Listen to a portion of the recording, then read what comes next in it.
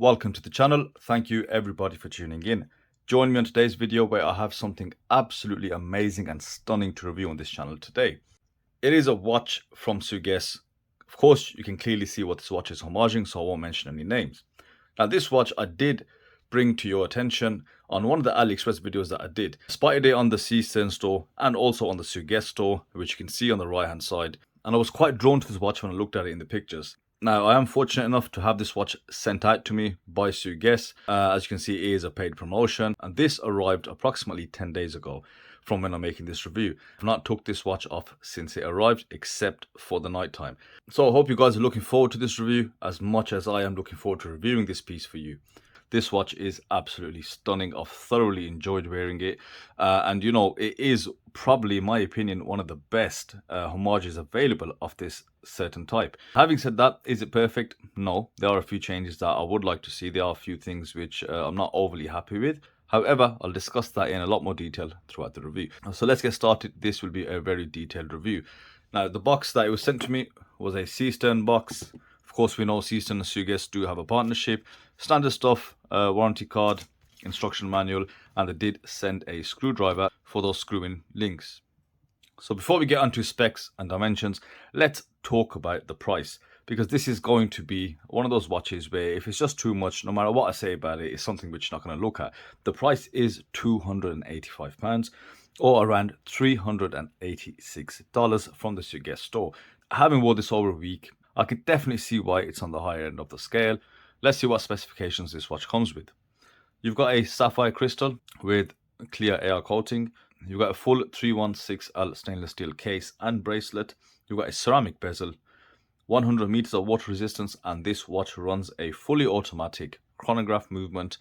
On the website, they state it is a clone of a 7750 movement. I'll go into that in a lot more detail as we go to the review. So the specs are there, and I think just having an automatic chronograph movement, it is going to be a bit pricey. It's not the ST19 that they normally use, which is a mechanical hand winding one. This is a fully automatic movement, which is a clone of a Swiss movement. And this is a movement that I've not had my hands on yet, and this is my first experience with this. So that is definitely going to be interesting. Dimensions, a 40mm case. Now with the crown, it comes to 42.5mm.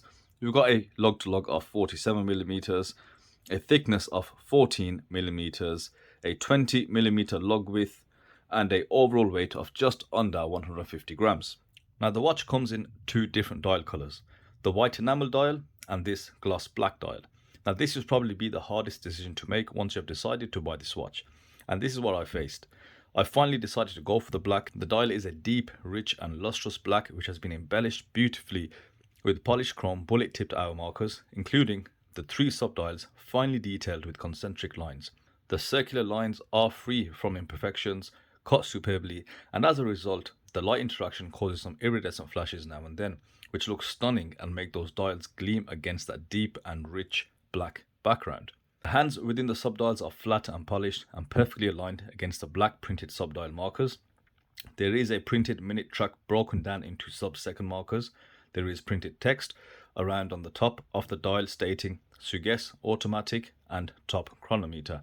The text is slightly stylized and printed clearly, but I must say I don't like the line top chronometer. It would have looked much better without this. At distance though, the text is inoffensive and barely noticeable and kind of sits in the background. Now the main watch hands are a split design, but this is just a painted black line which gives this effect.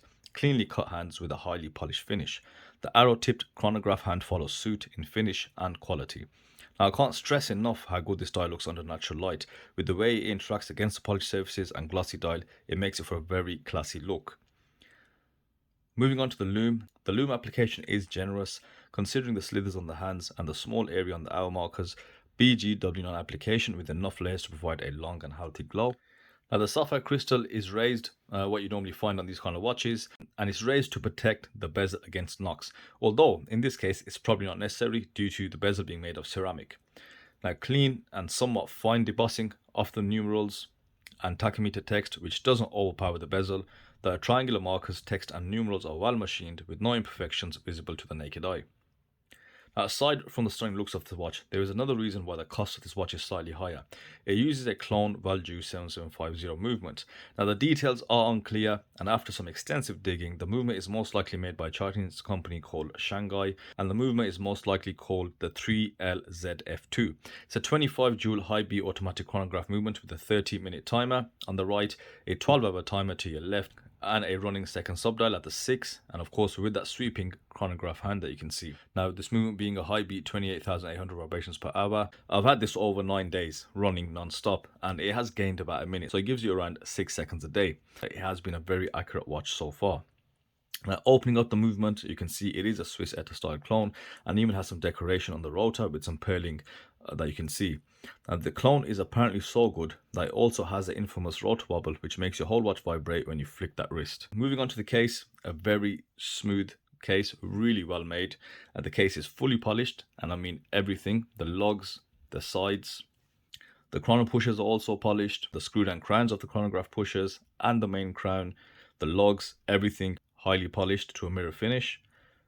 Great curvature, really smooth machining. There's no sharp edges present, no sharp points.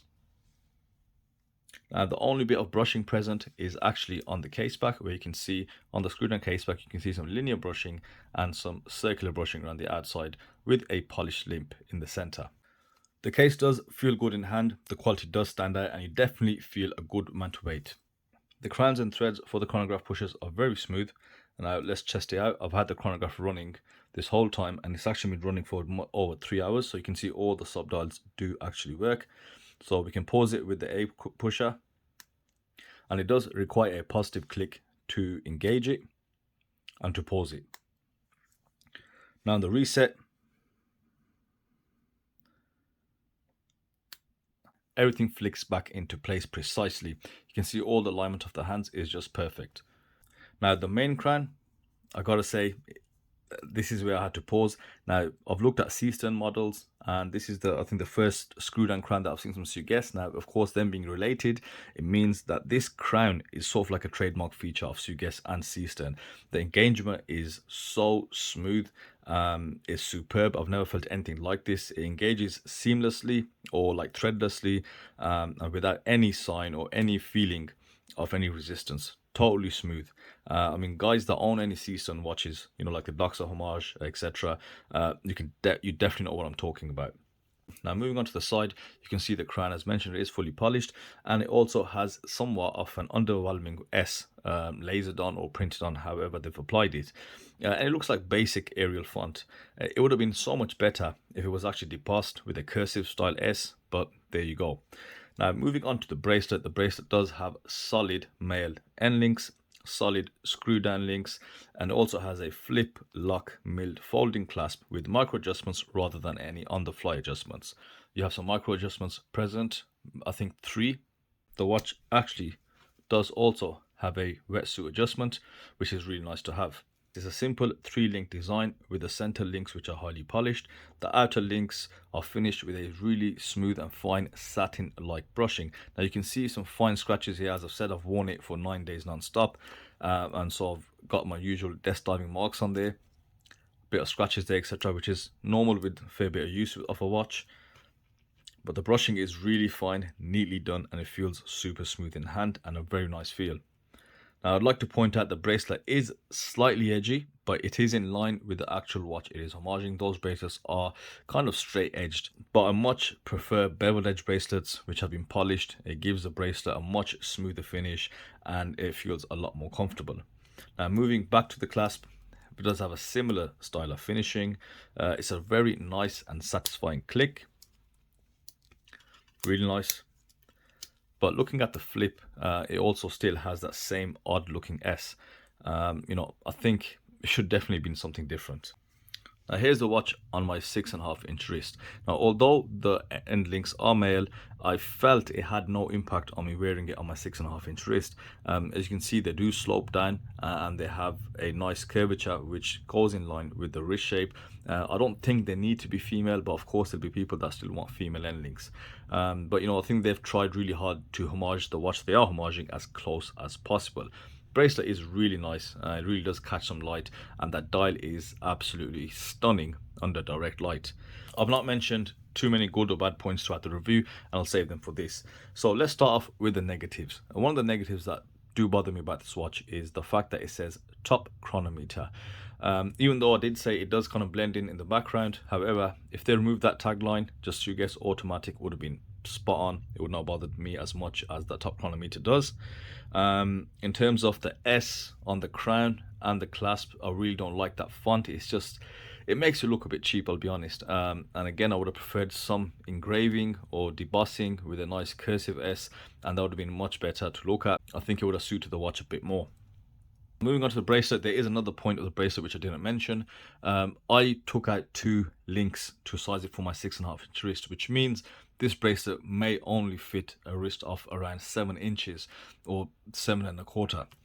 The bracelet does need to be a bit larger than that to encompass a variety of wrist sizes. If you've got a wrist that's 8 inches and above, then it could be that this watch actually doesn't fit you because they don't have any extra links provided. Now, the last thing, which is a bit of a negative for me, I think the thickness. It's 14 millimeters thick, which I think for this style of watch, maybe they could have done more to bring it down a bit. It would have been much better at around 13. And I know the watch it's homaging, I think, is around 12.5. So I think that is going to be a slight issue. But on wrist, how does it feel? Like I said, there is a bit of weight to it. It's 150 grams, but there's no top heaviness. I felt the weight was nicely spread out and even, but just would have been nice to have it just a bit slimmer than it currently is. Now, the positives is everything else aside from that. I love the dial, really nice gloss black dial. I love the finishing of the watch, very smooth, and I like the finishing on the bracelet. I like the movement in here. You know, it's the first automatic chronograph movement I've got. It's a high beat movement as well, and it has proven to be very accurate in hand. And yeah, the build quality and the homage factor. This is, as I've said, if I had a Grail watch, I'll be getting the original version of this, and it feels like a very good quality homage in hand. Like I said, everything is present. The build quality is definitely there. Price is a touch high, but I can see why. You know, it's just done so well, and the fact that they've gone for that movement, I gotta bring that back in. You know, it would be easier to justify if the things that I mentioned, if this watch was revised perhaps, then it'd definitely be much easier to justify, and it'll make it for a more well-rounded watch. So that's it from me today, guys. Hope you enjoyed that very detailed review. It's been an absolute pleasure having this watch on wrist. If you have taken fancy to this watch, then please check out the link in the description. I always appreciate when you guys go onto Aliexpress using my links.